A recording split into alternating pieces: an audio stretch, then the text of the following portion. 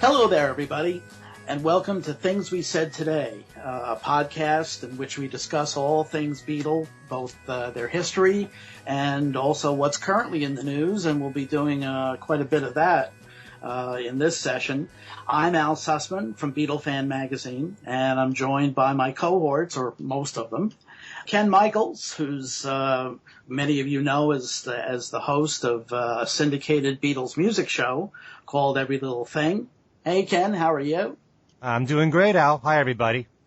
Steve Marinucci writes the Beatles Examiner column, as well as a number of other columns for Examiner.com. Hi, Steve. Hi, Al. Hello, everyone. Our resident musicologist, Alan Cozen, who's also an esteemed member of the Beatle fan family, he's in the process of transitioning to New England. So right now he's very much involved with that, so he unfortunately wasn't able to join us for this session. But we do have our returning champion from WFUV in New York, our recurring guest panelist, Darren DeVivo. Hey, Darren. Hey, what's up, Al? Hey, everybody. How you doing, Ken and Steve? And what I think first on the agenda is, since it occurred only weekend before last, as we're taping, was the induction ceremonies in Cleveland for the Rock and Roll Hall of Fame and the induction of Ringo Starr as a solo artist, but I guess more technically as an influential drummer. And before we get into that discussion, though, I believe both Ken and Steve have some detail and some other anecdotes about what went on at the ceremonies. Ken, okay? Well, most of what I know is based on what I've seen online, and much of that comes from Steve's writings in Beatles Examiner. That Paul McCartney did the induction for Ringo, and his speech was really very heartfelt. At least I think so anyway, and a bit funny. It was very nostalgic. It was mainly talking about the early years for Ringo, what a rough life he had, and how he eventually joined the Beatles, and the Beatles became the Beatles once Ringo joined. He got a lot of cheers for a lot of the things that he was saying, and I think his speech was great, although I kind of wish that there was some mention about his solo career somewhere in the speech. It was just mainly talking about, the early years with Ringo. And I also got to see online the performances with Ringo doing the 4 songs that he did. And I think the performances were fantastic. He did Boys with Green Day backing him up, which I think sounded phenomenal. And he also did It Don't Come Easy with Joe Walsh joining in. And then with Paul McCartney for the last 2 numbers, and everybody else who was inducted or were presenters, they went on stage and they did With a Little Help from My Friends and I Want to Be Your Man. And I thought the performances were wonderful. From what I understand, based on what Steve has written from his reporter, there was a film that was shown about Ringo and his influence as a drummer. I can't really comment about the film since I haven't seen it. But I don't know, if it was something that spanned his entire career, if it was just strictly his work as a drummer. But for one thing, I'm just really thrilled that he's in, because if you follow the solo careers of the Beatles and when they each got in my personal opinion, and we can even debate this if you want, they all should have gone in one year after another. There shouldn't have been these long gaps in between. And when you think that John Lennon was inducted in 1994, Paul McCartney had to wait 5 years before he got in, and then 5 years for George after that, and that was only after he passed away. And then another, that would be 11 years for Ringo. It really is kind of shameful, in my opinion, because they all should have gotten in early on when they were first eligible. And, we could talk about this. There's so many points I'd like to make about the Rock and Roll Hall of Fame, but that can go off on a lot of tangents, as you know. And that may happen, as a matter of fact. The thing about the Rock and Roll Hall of Fame is one of those topics where every time there's a thread on Facebook about it, I say to myself, I'm not going to read this. And then it develops into 200 people commenting, and I'm still reading it anyway. Mm-hmm. I promise myself I'm not going to get involved in it, and then I do. Mm-hmm. Because people's feelings about music are pretty passionate. Sure. And who should get in and who's in there that shouldn't be in there. You can go on for hours on that topic. So, those are my feelings in general. Like I said, I'm thrilled to pieces that Ringo finally got in. It's long overdue. I wish I can comment as an observer, having been there, but everything is basically what I've read online, mainly from Steve's work, and the videos too, which I'm glad were posted online too for those 4 songs. Mm-hmm. So that's what I have to say. Yeah. Now the ceremonies themselves, which in the past have almost every year, they began basically as just a dinner at the Waldorf Astoria. And this year they were moved to a large arena in Cleveland. Oddly enough, the same arena at which the Beatles played in 1964 and in 1964. But Steve, maybe you can kind of fill in the blanks on this. First of all, why were the ceremonies held in an arena? And what can you tell us about some of the other detail that went on that night? Well, I honestly don't know about the arena part. They may very well have done that, because of the Beatle history. It seemed like they did a little bit of respect for the Beatles in there, being that Ringo was, one of the honorees. Ken talked about Paul's speech. I thought Ringo's speech was very warm and actually a lot more than usual. I mean, he seemed really touched by the whole event, and that was really kind of I thought that was really kind of interesting. I mean, there was the whole issue about the Rock and Roll Hall of Fame. I saw a comment this morning on Facebook that really stuck out at me. It said Patti Scialfa is in the Hall of Fame and Mickey Dolenz is not, and I do think that's pretty bad. I mean, we could get into the, and we probably will, the whole political bull that envelops the Rock and Roll Hall of Fame, and why people like Yes and Yes especially is a great example of somebody that should be in there that isn't. Yeah.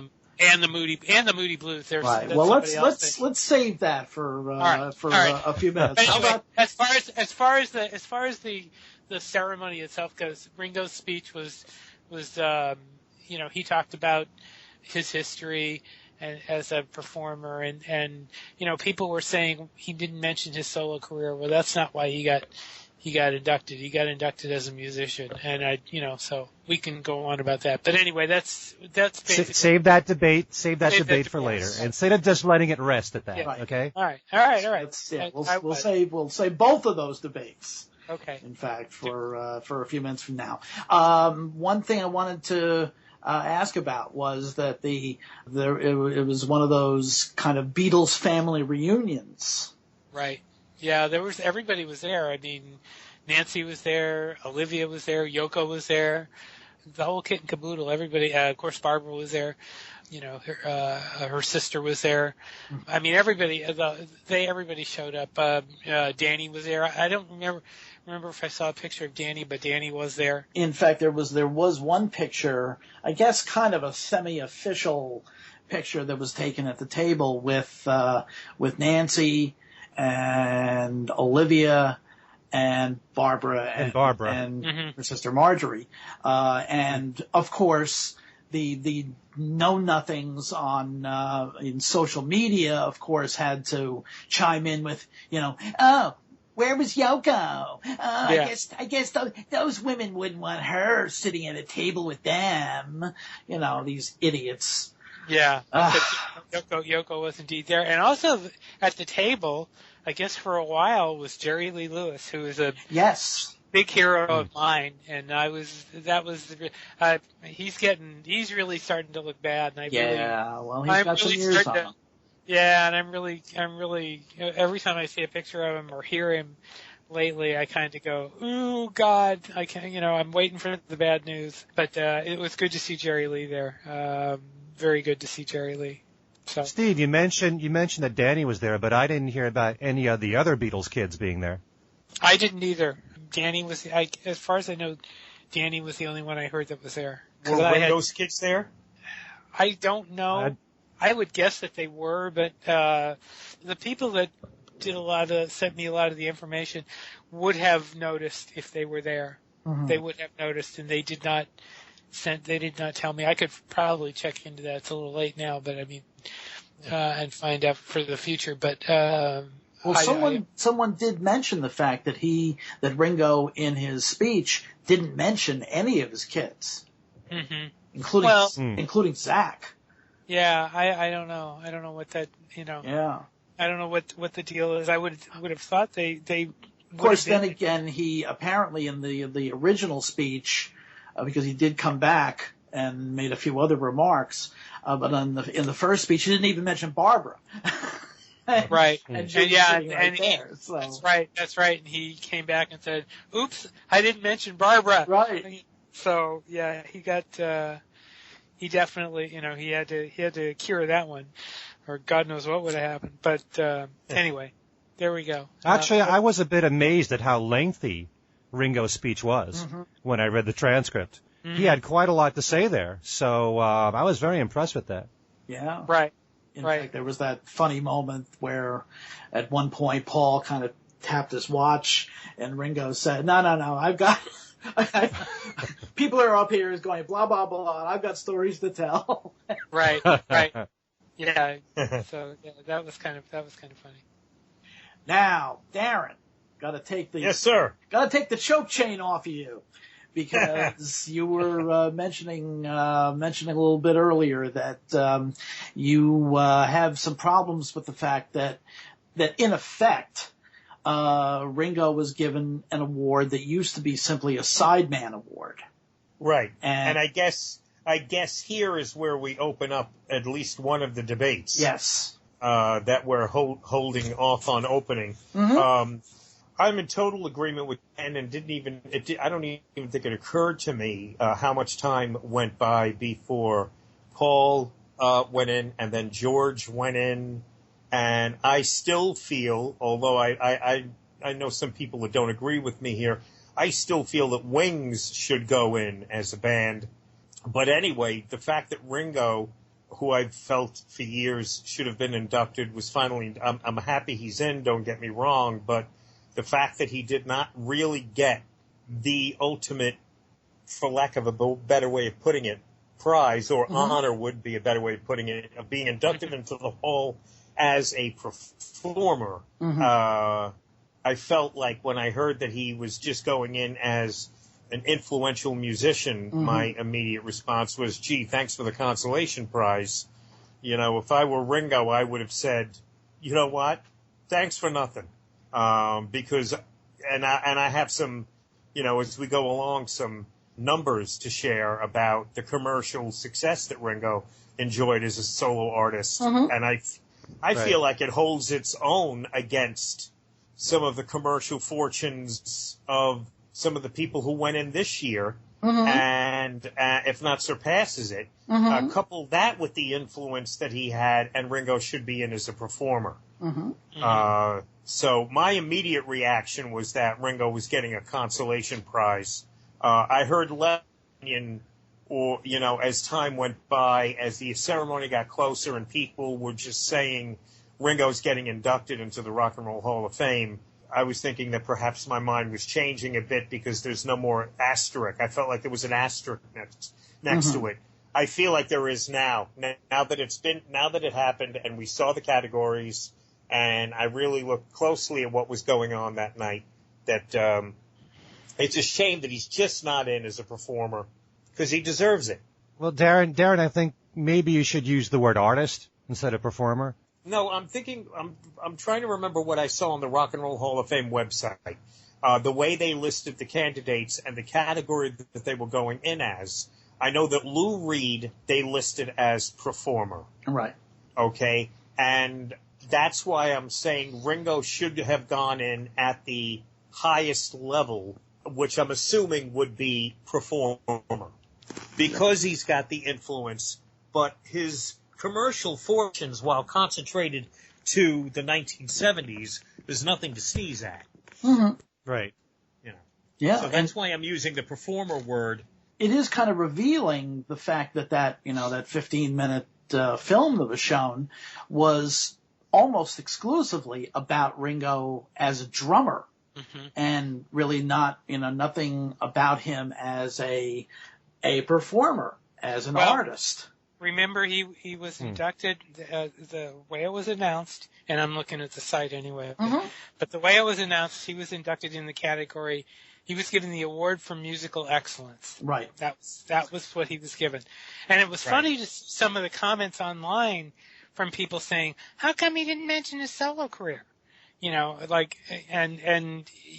to remind people that that's not what he was inducted for. Yeah. But yet, I have quotes here. I have quotes here from Paul, Yoko, and Joe Walsh, all saying he's getting in for his solo career. They're all saying it. So that's got to carry some weight to it. Now, I know there's someone that I'm friends with in the industry who probably wouldn't want his name mentioned here, who recently interviewed Paul, and Paul privately said to him, he's getting in for his solo work. So Paul must know something on the inside of what he's getting in for. It's just that the way it was presented during this award ceremony, it was more about him as a drummer. I have a feeling that perhaps because of the fact that it's taken so long, I have a feeling that Paul may have maybe bent a couple of people's elbows. He did. He did it. Yeah, I did. I wrote that a few months ago. I was told by a source that was indeed the case. That Paul had something to do with it. But I think, getting back to the award itself, I think they did that because they knew that if they had inducted him as a solo performer, it would have raised a lot more. It would have put a lot more negative buzz on the whole thing. Because there would be. Wait a minute. Let me finish. Okay. Because there would have been a lot of people, and especially on social media, that would have complained about the fact that he was given as a solo career, and they would have said, no, he doesn't deserve it. Okay. Whereas, first of all, too much emphasis is being put on what these idiots on social media have to say. Who gives a rat's fanny what these know-nothing morons have to say on social media? It would have been to limit it to social media is wrong. I think it would have been you would have seen it. You would have seen writers come out with that. Well, Darren just mentioned that he has some stats. I took notes. Okay, let's hear it. I have notes I've prepared here. Hey! We have one professional amongst the four of us. Ringo had which we all know this as hardcore Beatle fans and Beatle experts, but it's easy to forget that Ringo had a concentrated period of commercial success, which really rivaled a similar period of time. Let me try to make sense here. This period of success that Ringo had rivaled really anything that George, John, and even to some extent Paul enjoyed. I'm talking strictly now commercially. Right. Okay. And I'm not arguing that. Go ahead. Okay. Ignoring Ringo's first U.S. single, which was Bukus of Blues, starting with it Don't Come Easy in 71, which went to number 4 on the charts on Billboard in the United States. Right. It Don't Come Easy started a run of 7 consecutive top 10 hits. It Don't Come Easy, Back Off Boogaloo, Photograph, which was a number 1, You're 16, which was a number 1, Oh My My, Only You, and No No Song were all top 10 hits, consecutive releases. All right, and that string goes from 7 top 10 hits to 9 straight top 40 hits. If you include after No No Song, Goodnight Vienna reaching number 31, and A Dose of Rock and Roll reaching 26. Right. That's Ringo's. That's 9 consecutive top 40 hit singles, commercial success that Lou Reed did not have, that Joan Jett and the Blackhearts did not have. And, you know, speaking strictly Beatles, John did not enjoy a commercial run like that. Neither did George. McCartney, probably. I didn't want to get into the picky details. Well, it took a while for him to get on that kind of a run. But I'll give you even more of a contrast. There are other performers in the Rock and Roll Hall of Fame. Well, not to speak ill of the recently departed, but Percy Sledge is in the Rock and Roll Hall of Fame for one record. When A Man Loves a Woman is the only hit record he ever had. The only pop hit record he ever had. Del Shannon is in the Rock and Roll Hall of Fame, basically based on 3 records, on Runaway, Hats Off to Larry, and Little Town Flirt, because he had a couple of minor hits in 60, 64, 65, but those 3, you know, those were his 3 main hits. The Ronettes are in the Rock and Roll Hall of Fame, besides the Phil Spector connection. They're basically in there for, really, you're talking about 3 records. You're really talking about Be My Baby, Baby I Love You, and Walking in the Rain. Because Do I Love You, The Best Part of Breaking Up, I Can Hear Music, none of them were really major hits. So that run that Ringo had in the early 70s really eclipses a number of acts who are in the Rock and Roll Hall of Fame. So so based on that, he should be in as a performer. The songs that I mentioned, starting with his second U.S. single, It Don't Come Easy, through A Dose of Rock and Roll in '76, that is, as I mentioned, 9 consecutive singles. All 9 went top 40. The first 7 of those 9 were top 10 hits, and there were 2 number 1s in there. If you really want to stretch it out and include Buku of Blues and Hey Baby, the first 11 songs to be released as singles of Ringo's solo career in the United States, all 11 of them showed up on the charts. And he has a total of 10 top 40 hits under his belt total for his career. Now, I know that sales aren't everything, but when you take that and couple that with the reason he went in as an influential musician, I think you're looking at somebody that deserves to be in the Rock and Roll Hall of Fame as a solo artist, period. And if you want to really stretch it to, his full chart career, as late as 1981, he had a top 40 single with Wreck My Brain. That's right. But the thing is that if you try to logically piece this together, you're going to end up screwed, because there is no logic to the Rock and Roll Hall of Fame. Right. Well, you're right. That's true. All frickin' politics. And that's the problem. Well, that's why. You would think that, politics, you're totally right. But when it comes to a Beatle, any Beatle, politics shouldn't be at play here. And I agree with you completely. I agree.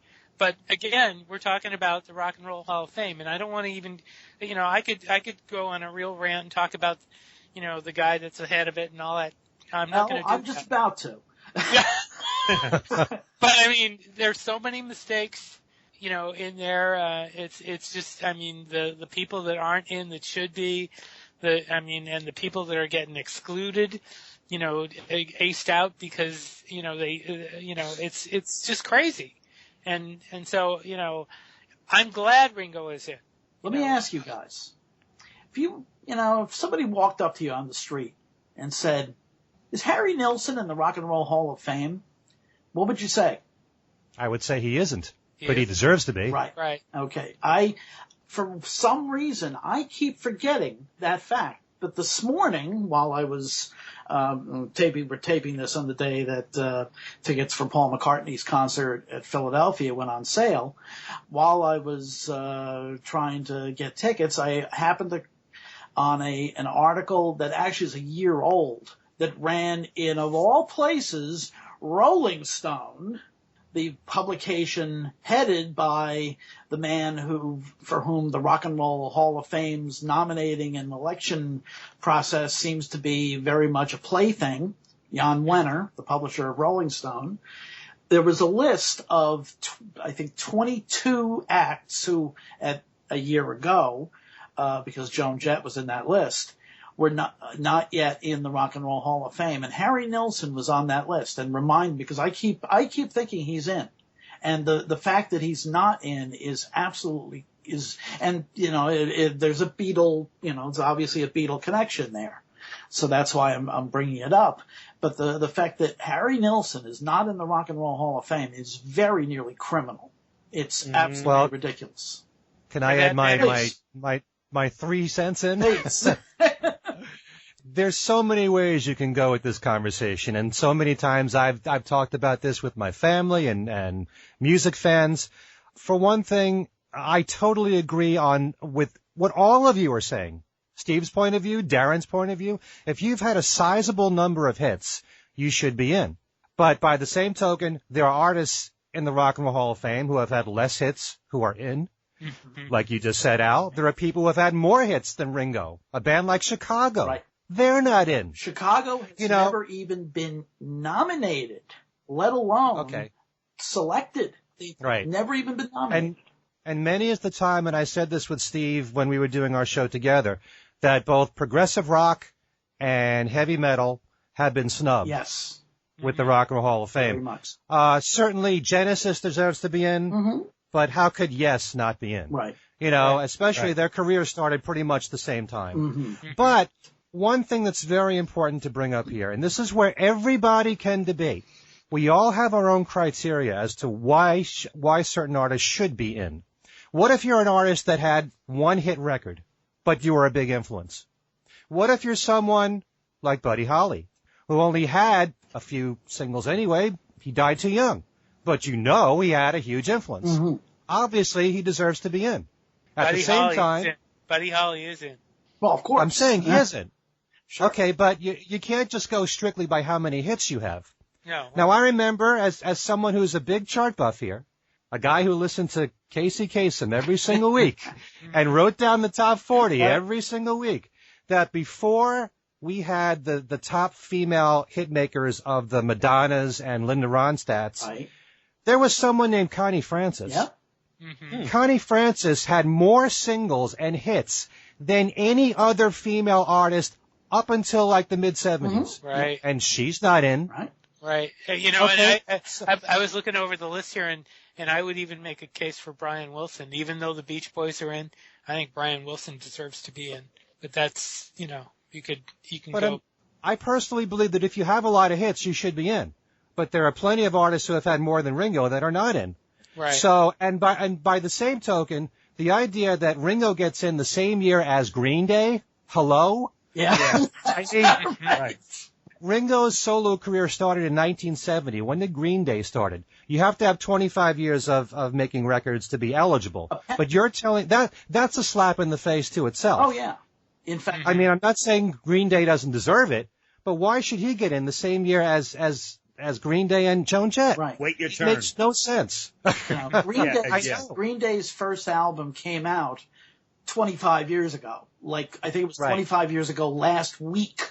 So they made it by, a week. And also, not to take away anything from Ringo, you mentioned the Moody Blues. I always bring up the Moody Blues. Absolutely. They deserve to get in before Ringo. Or for that matter, any of the solo Beatles. Sure. Their career started around 64, when they were a blues band. So, it really should go chronologically. In the very beginning of the Rock and Roll Hall of Fame, it was exciting. Right. Because you got all these 50s artists in there that really deserved it, as far as I'm concerned. Sure. But then it started to really thin out. And then you started to have a lot of inductees that stretched different decades, where it didn't really make sense why someone from the 80s got in before someone from the 60s got in. So I don't understand that. And how about when you start mixing genres, which I have no problem with, and I don't have an issue with Madonna's in, right, guys? Yeah. Okay, good. Double check. Of course. I don't really have an issue with Madonna being in the Rock and Roll Hall of Fame because I think that she has rose above categories.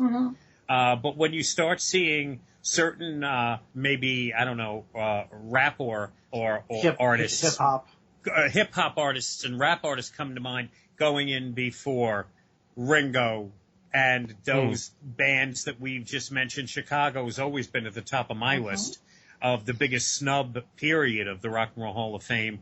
And even if you don't necessarily agree, like even a band like Kiss, I felt should have been in so long ago. Think what you want to think about Kiss, but their impact was massive, coupled with the fact that they sold a pretty good share of records in the 70s, and the fact that they didn't get in right away it was sort of ridiculous. It gets to the point where after a while you throw your hands up and you're like, the Rock and Roll Hall of Fame to me is a really great museum to visit, and that's all it is. And it's a special on HBO once a year to watch for the performances. Right. Somebody else that should be in the Shangri-Las.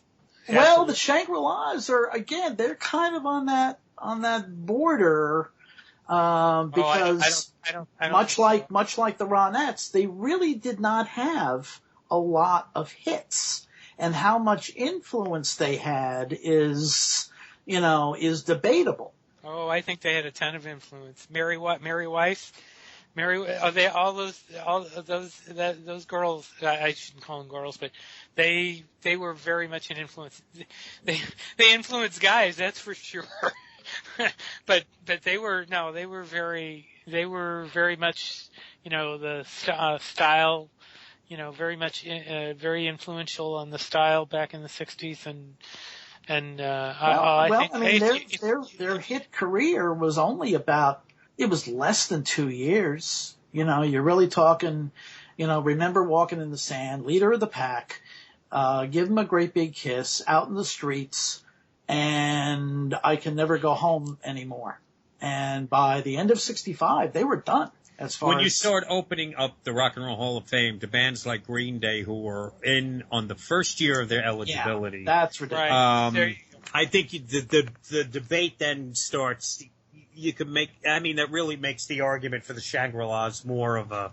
Well, yeah. These just with those two songs, the major impact that they had. If you're going to put Green Day in the first year they're eligible, then let's really open up the floodgates if we should go in. Kind of taking it from their aspect, one could say that there was never a Broadway show based on the hits of the Shangri-Las, and the Green Day was really kind of in the vanguard of the first wave of alternative rock in the early 90s, in the early and mid 90s, and continued to have a good amount of certainly of influence and success through into the new century with American Idiot, both the album and the Broadway show. They belong in, but the fact that they went in so fast. That's what I have a little problem with, is that they should have at least had to wait a year or two before they went in. And, you mentioned Kiss before, and one could say, well, if they're going in mainly because of their abilities to, as a spectacle and all, and their videos and all, how come the Monkees aren't in? Right. Mm-hmm. Yeah. There you go. Yeah, it's right. Todd Rundgren's not in. Todd Rundgren is another one. I couldn't believe that when I heard that Todd Rundgren is not in the Rock and Roll Hall of Fame.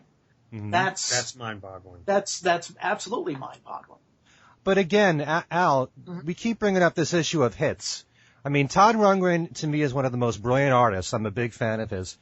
If you think about hits and what the average person knows outside of his steady fan, he has Hello, It's Me, and I Saw the Light, and Bang the Drum All Day, which really, became a big album cut. But I'm not debating. There's a lot of other great songs he's done. Oh, yeah. And don't get me wrong. Really, but as far as the average person, what they know from him, right? Outside of his real strong fans, they only know a few songs from him. Oh yeah, but by the time that he really came to the fore, there was more. The criteria, say, for being elected to something like the Rock and Roll Hall of Fame was more than just hit records, right? And that included influence, and certainly as a as a recording artist and as a producer, and with Utopia and all, Todd Rundgren has had a tremendous influence.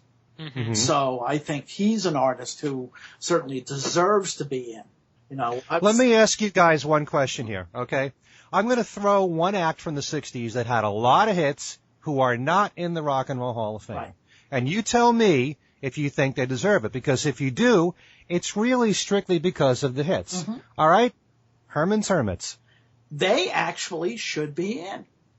And why do you think so? Because it's a different, when you're talking the 60s as opposed to the 70s and 80s and beyond, you're talking a time when your barometer was having hit records. And Herman's Hermits from the end of 64 to about the beginning of 68 had a ton of hits. They sure did. And they did. They certainly, if you figure if the Hollies are in, then Herman's Hermits should be in. They had 18 top 40 hits between those. They should absolutely be in. And again, they've never even been nominated. Right.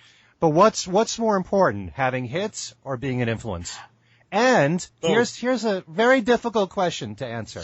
If you've already had a lot of hits, does that mean that you are an influence anyway? Because a lot of people have bought your records. You could be an artist that had a ton of hits. And this is one argument that I get with certain people. Now, if you're talking about someone like Connie Francis, who I mentioned before, one artist who had so many hits as a female singer is Olivia Newton-John. Sure. And she's not in. Right. Now, should we assume that since she had a lot of hits, that she's an influence?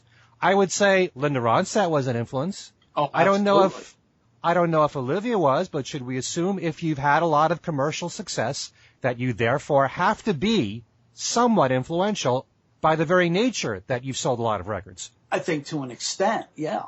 Because I think you can see the influence of Olivia Newton-John and certainly Linda Ronstadt on a lot of the country female vocalists of the 80s, especially the 90s, the Pam Tillises, the Trisha Yearwoods, people like that. The Ronstadt influence particularly, and to a lesser extent, the influence of Olivia Newton-John as well. Okay, so really, if you've had a sizable number of hits, we should assume that you've been an influence anyway. Right. Herman's Hermits actually did have a certain amount of influence because unlike a lot of the kind of, if you want to call them boy bands of that time, they actually were a band. That the other members of the group actually were respected musicians. And that they did have at least a certain amount of influence on kind of your basic pop rock of later years. And that's really apparent in that new Bear Family reissue of Herman's Hermits. Have you heard that, Al? I haven't heard the whole thing, no. Okay, I have it. I'm going to be writing about it. But I don't know how many. I don't have it handy, so I can't tell you how many. But I think there's like 60 cuts or something.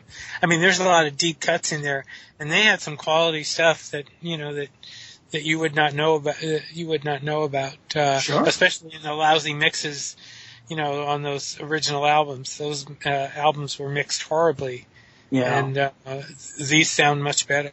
They were one of the first bands to cover Ray Davies. Right. This is a fascinating debate, and I feel like the qualifications to get into the Rock and Roll Hall of Fame need to be a combination of influence, hit singles, genre you performed in, and the era that you performed in. Now, if you did, like Herman's Hermits, have a massive amount of hits, and I didn't realize until just now how many hits Herman's Hermits had. Yeah. My initial knee-jerk reaction would be to say, no, they don't belong in the Rock and Roll Hall of Fame, because they really were merely, I would be quick to dismiss them as just a pop group, period, amongst all of these other influential bands to come out of England in the 60s. But yet when you give me those statistics about how many hits they had, well, then that would kind of push them over the top in my book. Yeah, they may not have been the most influential, but commercially speaking, they blow so many out of the water, they should get in. Okay. You know, another band that comes to mind that I'm a fan of that I always felt gets the short end of the stick when being considered serious artists, or Three Dog Night, had a very long run of hits and were very good at they may not have written their own material, but they were a heck of a band who were great song interpreters who, they may not have been an influential band. They just may have been a really good American rock and roll band. And look at the people whose songs they were interpreting. Randy Newman, Harry Nilsson, Paul Williams, Laura Nyro. Laura Nyro. Right. Yeah. You know, they had such great a run of taste, if nothing else. The commercial success pushes them over the top. Maybe if they didn't have that influential bite that some of the artists had. I'm a huge Lou Reed fan. And Lou Reed's influence was massive. If you look at his chart success, he's not a Rock and Roll Hall of Famer, he's a solo artist. So, but that in Lou Reed's case, the commercial fortunes don't matter. And I think that in the case of maybe a Herman's Hermits, the influence is less important when you're looking at the accomplishments commercially. That gets Herman's Hermits in. Couple what Ringo has done as an influence with the fact that he had a sizable amount of commercial success. Ringo should have been in as a performer years ago, period. Yeah. And the sad thing is that if Paul McCartney hadn't done some arm twisting here, you know, he probably would not be in. I mean, every single year since George was inducted, I've been waiting. And I personally think that he's like the Rodney Dangerfield of rock. Yeah. He really does not get the respect that he deserves.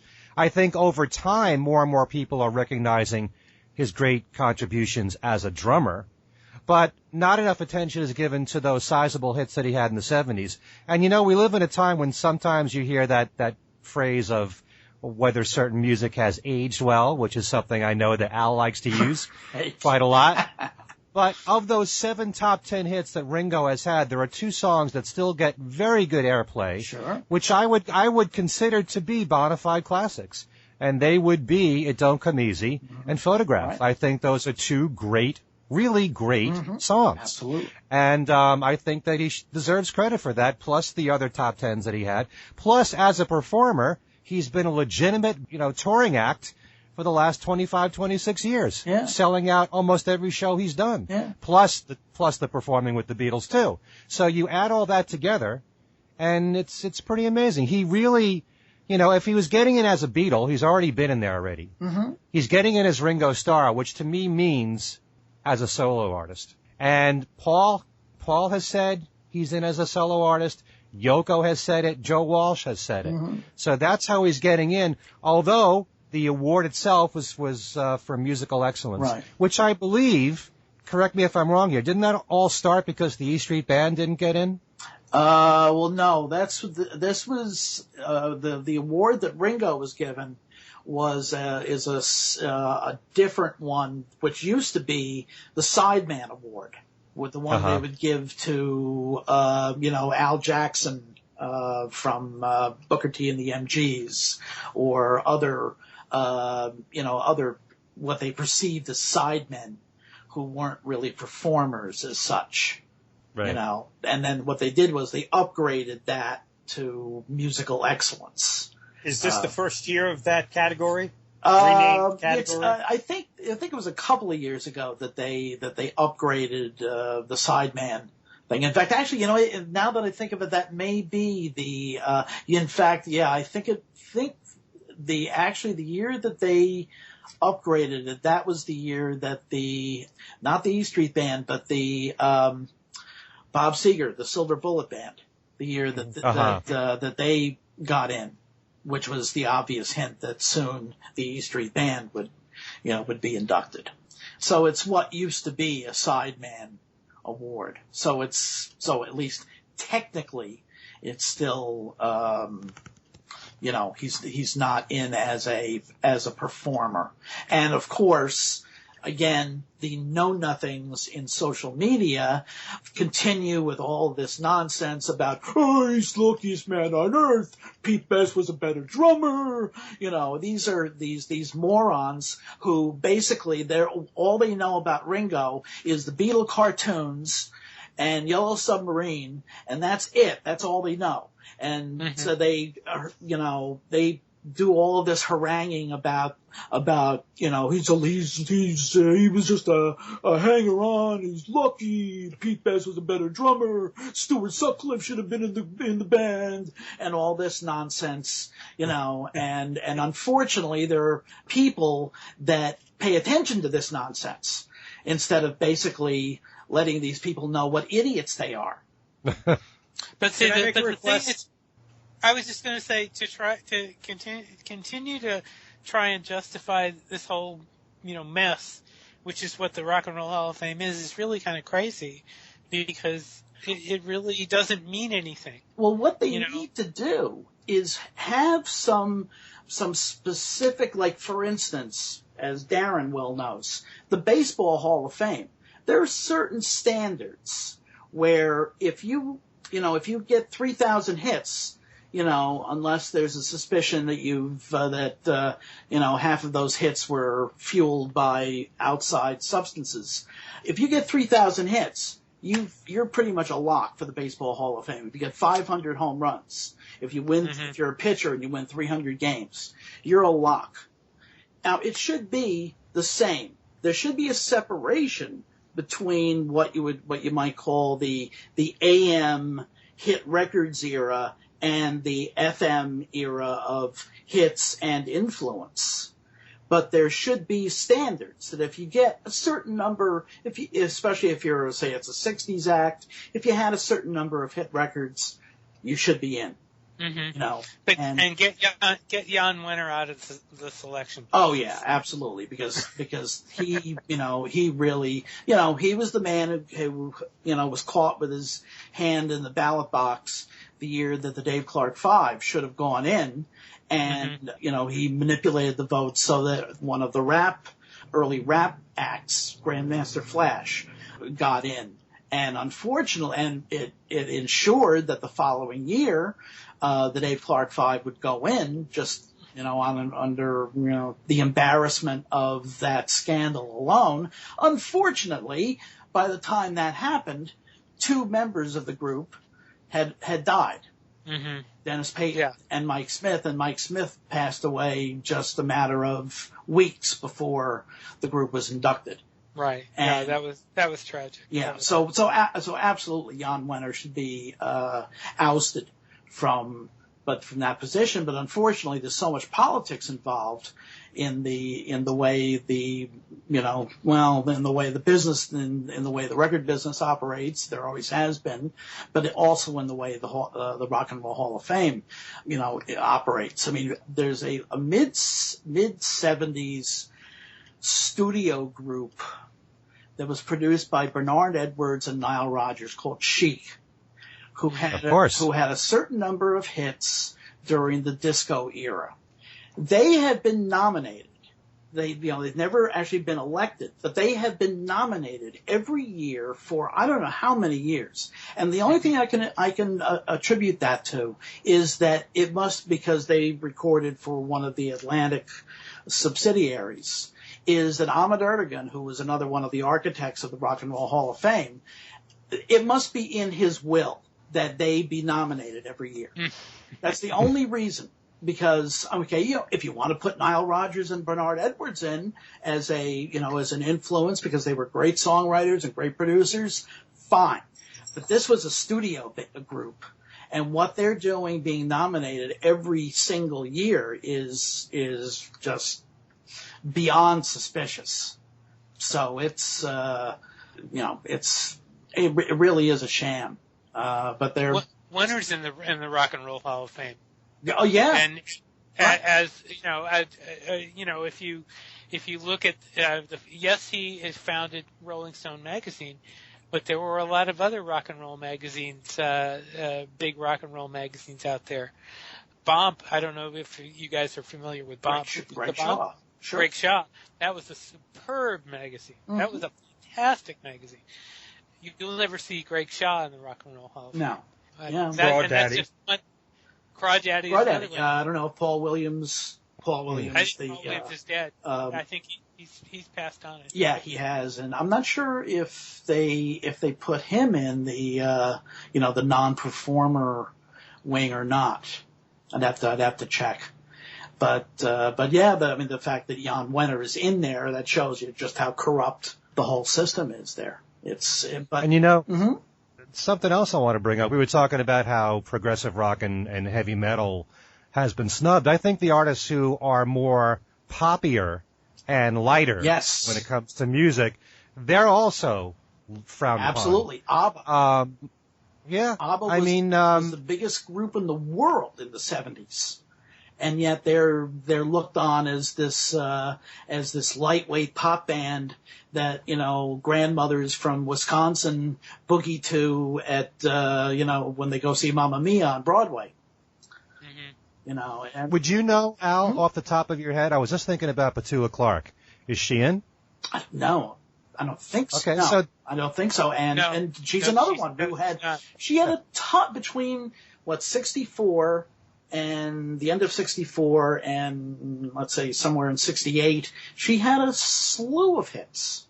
I'm pulling my my copy of Joel Whitburn back over to my desk so I can look it up how many. But yes, you're absolutely right. She had tons and tons and tons. Yeah, and that's just here. In England, she had an even longer career, and in France. But the Rock and Roll Hall of Fame is really based upon the U.S. She had 15 top 40s. She had 15 top 40s between 65 and 68. I can think of a number of acts who had a decent number of hits that are in the same category as some of the same people that we're mentioning here. I mean, like the Grassroots. Yes. Or the Turtles. Yes. Those kind of bands. I'm not sure. Are the Association in? No. Again, never even nominated, and that's criminal, because. Okay, so yeah. Mm-hmm. These are acts that had a lot of hits. Yeah. And I don't understand the logic. I can understand the Love and Spoonful getting in because they were also an influence. Yes. But if we're going by the same criteria that if you've had a lot of hits, you must be in some way an influence, then these other artists should be in too. Yeah, no question. Like I said, there really should be some kind of pretty much strict standards that if you had a certain number, especially for 60s acts, if you had a certain number of hits on the U.S., presumably the U.S. charts and not just in England, because then you'd have to put Cliff Richard in or whatever. But certainly if you had a certain number of hits in America in the 60s, then you should be an automatic to go in. And then, in the 70s, once you get into the 70s and the 80s, it's a little, you could use the combination of perhaps pop hits, but also their influence, the amount of airplay that they got on FM stations, because, Led Zeppelin was not really a pop hit group, let's face it. Sure. So, and there were, other acts, like that, like Yes, like the Electric Light Orchestra. Although they had a lot of hits, though. Oh, of course they did. Yeah. But just based on, Jeff Lynne, you could make a case that Jeff Lynne should be in there on his own. Mm-hmm. Right, as an influence. Yeah, exactly. All right, top 3 artists not in the Rock and Roll Hall of Fame who should be, for each one of you. Should I go Yeah, first? you go ahead. I always say number 1, Moody Blues. No doubt about it. Because they really started around 64, 65. Blues band. Then they became so influential for being, one of the pioneers of progressive rock. I definitely would say Yes. You have to put Yes in there. If you have Genesis in there, how can you not have Yes? Or for that matter, Emerson, Lake and Palmer. Mm-hmm. And then I'd have to say Chicago, because Chicago had so many hits. And their albums sold tremendously well. Their first few albums were double albums or triple albums, or what was it? Quadruple. I think their first few were Okay. First three were doubles. The fourth was a quadruple. Yeah. Mm-hmm. And then the seventh was a double. Right. And then if you say Chicago, you also have to put Blood, Sweat, and Tears in there, too. Yeah. Yeah. So, all right, so those are my three. Mine's reverse, so I'll just let Steve and Al go, because mine in that order are the opposite order. Chicago, yes. Moody Blues. Okay. Well, I'm gonna definitely say I'm gonna stick by the Shangri-Las. I really think they should be in. Yes, I'll also go with yes. I'm not as strong on the Moody's, although I do believe, I think the Moody's should get in there. But I mean, if we're talking the top three, the Monkees has to be the third. And Al? Harry Nilsson, absolutely. Chicago, absolutely. And I would, among the slew of others, I'll pick Yale out. Nice. Okay. Now we have all worthy. We have a couple of minutes left, so we really should get into the fact that Paul McCartney returned to the road last week, and that there are plans for him to do a few more concerts, especially in the Mid-Atlantic states later on this spring. Steve, can you give us a capsule of Paul's concerts from last week? His the makeup shows in Japan. Oh well, he did a bunch of shows in Japan last week. The big news was that he added Hope for the Future to the set for the first time, and he's been jiggling around the sets as he usually does. The last show that he did actually this morning, this is the 27th, he brought back Listen to What the Man Said. So. Yeah, he's been jiggling around the sets. He plays Budokan next, which is interesting. He's going to do a show at the Budokan where the Beatles played. So that's kind of interesting. But I mean, the usual situation with the shows where he's been jiggling around the sets. What I was surprised with was, if you remember, guys, back when he was supposed to go through Japan last year, time, the guy canceled. He was going to have the robot. He has not used the robot. Has disappeared. They have not brought the robot out anywhere, and that's kind of funny. But I mean, basically everything seems to be as usual. He's been doing he's been doing the sound checks. This morning he did Honey Hush, Blue Suede Shoes, Flamin' Pie. Don't Let the Sun Catch You Crying, not the Jerry and the Pacemaker song. Right. The one I don't know where he got that song. It was a Ray Charles. Ray Charles. In the is that what it is? In the okay. mid 50s. Oh, okay. Boy, he loves that song. He absolutely loves that song, because I don't think I've ever seen a sound check. I think it's probably one of those songs like Celebration and a couple of others that I think there's a Linda connection there. Probably, yeah. But anyway, so that's basically what's been going on with the shows. But as far as the U.S. shows, he is there's a couple more shows to be announced. They have not announced them yet. I reported last week that they were going to do Charlottesville, Virginia, and Columbia, South Carolina, in addition to Philly, which is the one they've already announced. Right, which went on sale, goes on sale this week. Right. So the other two those others have not been announced yet. Mm-hmm. So, and apparently, I guess it's Charlottesville. Is that the John Paul Jones Arena has already put out a thing that they've got a big announcement coming. So. Mm-hmm. Yeah. But they're not. No talk about New York City. No, nothing. I mean, the information I put out is what it is. There's no, there could be at some point. I mean, he did play Irving Plaza, on Valentine's Day, but, as far as it is what it is. What I put out there is what there was. So there you go. That's what it's like to deal with Paul. Everything trickles out. Mm-hmm. Right. And in a way, we should be really grateful that when Ringo tours, because he tours for a month to 6 weeks, almost all the dates are announced all at once. Yes. Which is rare. when you compare that to what Paul does. Everything is always, you hear 1, 2, 3 shows at a time, and you take a gamble. Like I did last year. You know, I saw him in Albany. Mm-hmm. I didn't know if he would play any closer to me. I live in Connecticut, but I made sure I had tickets for Albany, and I lucked out because he didn't play any closer. So, and the year before that, he played at Barclays Center in Brooklyn. So, you know, he's usually very good at playing somewhere close to New York. And if Philadelphia happens to be the closest, that might be it, but you never know. But that's the thing. You know, do you wait and take a gamble and then lose out when the tickets sell out? Or do you buy immediately?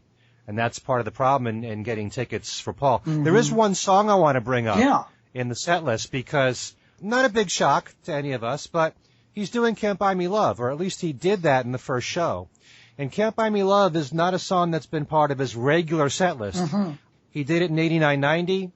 He did it in the Back in the U.S. tour, but it hasn't been a regular part of the set list. He's done it at special occasions. Like the David Lynch concert, the one that Paul and Ringo were at, he did Can't Buy Me Love. But it's been special occasions when he's done that. So I'm not sure if he's doing it in every show, but it's nice that he brought that back. Whereas the other changes that he's made, going from Magical Mystery Tour to 8 days a week, you know, he's been doing that anyway. So, but Can't Buy Me Love is a little bit of a surprise. Mm-hmm. Yeah. Well, I mean, in terms of the trickling out thing that you were talking about, Ken, it's actually kind of interesting that we actually got the information on 3 shows at once. That in itself, I think, is pretty much a rarity. And the question, of course, the question like you guys have already been throwing out is, will there be more? My guess is, and it's just strictly a guess, is there will be. I don't think it'll only be 3. Mm-hmm. But, of course, everybody wants to know where he's going to go. He's already doing the 2 festivals, the festival in Delaware and Lollapalooza. Right. So, and actually, Lollapalooza is the only show, at least that's been announced, that isn't in that mid-Atlantic quadrant there. So it seems as if he's making a deliberate attempt at kind of, getting those areas, which, I know in the past he's been criticized for neglecting the South, for instance, where he hadn't played in Atlanta in quite a while. So, for instance, my friends over at Beatles Fan have been somewhat unhappy about that. So we can't all be Rick Glover, traipsing around the world. Right. As fans on the run, but it does seem that he's doing this particular quadrant plus Lollapalooza and perhaps more. We'll see. Mm-hmm. Yeah, we'll see. I'd be surprised if he doesn't add more shows. Mm-hmm. It doesn't make sense to do the Lollapalooza tour and not do dates around it. Yeah. Just for that one show. Yeah, that's true. That's true. Well, I think we've pretty much covered all of the current news, unless there's anything that I've missed that anybody. No, I think we've covered it all. Yeah, absolutely. All righty. Well, I think we've pretty much covered it. So this has been another edition of Things We Said Today, and just want to thank Darren DeVivo for once again for dropping by and helping out. Thank you very much for inviting me. Appreciate it. Great to be here. And I'm sure you'll be back soon. And also Alan Kozin, who's in the midst of moving to New England, and hopefully he'll be back with us hopefully next week. And we should probably tell everybody where they can hear us. I was just about to mention that. We're on fab4radio.com on Saturday and Sunday at noon on Saturday and noon at midnight on Sunday. We're on Pure Pop Radio Tuesday nights, and you can find us on our website at podbean.com and also on YouTube. The show's streamed on YouTube. And Ken, you can tell everybody where they can contact us. They can contact us at our email address, which is thingswesaidtodayradioshow@gmail.com. We also have our own Facebook page, and please, by all means, like us. You'll find out all things going on with the show on the Facebook page. And if you could I just plug my website? Please. which is kenmichaelsradio.com. One new development on my website is that every single week I do a trivia question or a Beatle game, and I normally offer our fans one of 3 prizes to win. It's now been expanded to 9 prizes. So it's a combination of books, CDs, or DVDs. So just go to the website every single week, and you can win one of 9 prizes. It's pretty amazing. And are your fellow partners in Things We Said Today eligible to win these prizes? But it's very possible. Maybe under a dubious name. Right. Darren will use Junior Ortiz. Some obscure Met from the past. Exactly. New York Met. There we go. Exactly. There we go. And Darren, you should remind us of where and when we can hear you. All right, you can catch me on WFUV. That's at 90.7 FM in the New York City tri-state area, or stream WFUV.org worldwide. I'm also on the weekends on our HD2 channel, which we call FUV Music, 6 a.m. to 9 a.m., and again 6 p.m. to 9 p.m. Saturday and Sunday. And the Facebook page is Darren DeVivo at WFUV Radio, or on WFUV Radio. Okay, that's great. All righty. And this is Al Sussman, and for Ken Michaels and Steve Marinucci and Alan Kozin, we'll thank you for listening, and we'll see you next time.